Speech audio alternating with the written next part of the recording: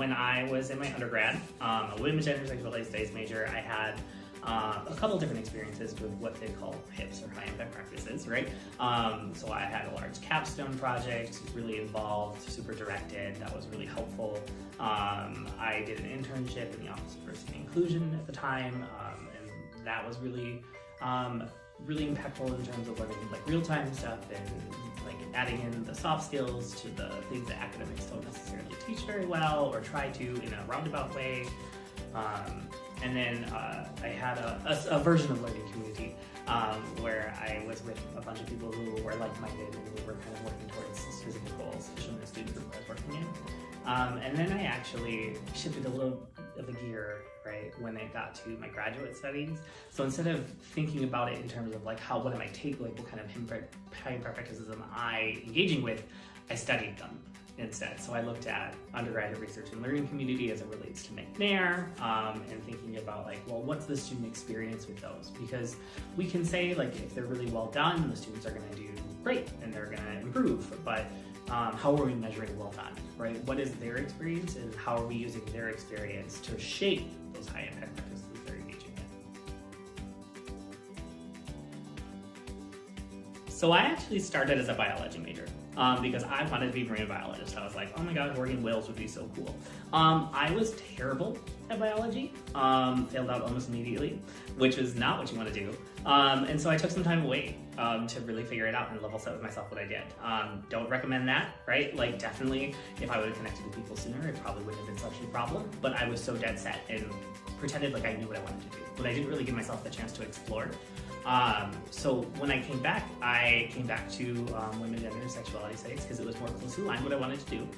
So that's when I got my internship in the Office of Diversity and Inclusion. And it was that internship that actually showed me what I wanted to do. Because it was my opportunity to kind of work in academia, and that's when I was bit, right? And it's in every cover letter I've ever written since then was like, you know, when I had that internship opportunity, it really showed me I want to be in higher education, and that's what I want to do, and I gotta find a way to do it. And so that was the goal. That was the goal ever since I graduated. Graduated in 2016. Higher education is notoriously difficult to get into most of the time. Sometimes it feels like you have to kind of knock down the right door at the right time, and I think that's pretty true for a lot of careers, right? But we have a lot of support structures in there, and again, didn't take advantage of any of them, so definitely do that. But when I finally got in, I started in McNair 2018, and I loved it. It was so much fun, and I see sort of how the stuff I did during my academics comes into play, how those engagement with those HIPs, right, that really hard stuff, that intensity really kind of got me ready to do the intensity of the work that I would have to do outside of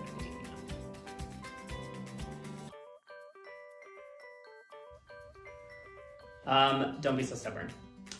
You don't know everything, and you don't know what you don't know, and don't pretend that you do. I really would have saved myself a lot of headache, a lot of trial, tribulation, and frustration if I wouldn't have been so stubborn or proud and just stuck with something that I didn't love. Like, biology is fascinating to me. I'm not good at learning it, so why would I continue to try and learn it if I'm just bad at it, right? So you just gotta explore, find the thing you love, and really like grab onto it and go full force. When you find something that just speaks to you, you know, when I got into my degree, all of those courses, everything I sat down and listened to, I was like, yes, this is it, right? And you will know when it's it, when it's right? And the problem with biology, chemistry is they're so broad, so I bet you there probably could have been something that would have done that for me in biology, but just not the general stuff that I was like, if I have to do all this first and I can't handle it, it's not right for me. And I wish I would recognize it at the time. It would have saved me so many struggles. My mother actually makes fun of me all the time. She's like, well, if you would listen in the first place, you would never do all that. And I'm like, yep, cool. And I mean, my mom has said that to me about a lot of things, but probably should have listened to her.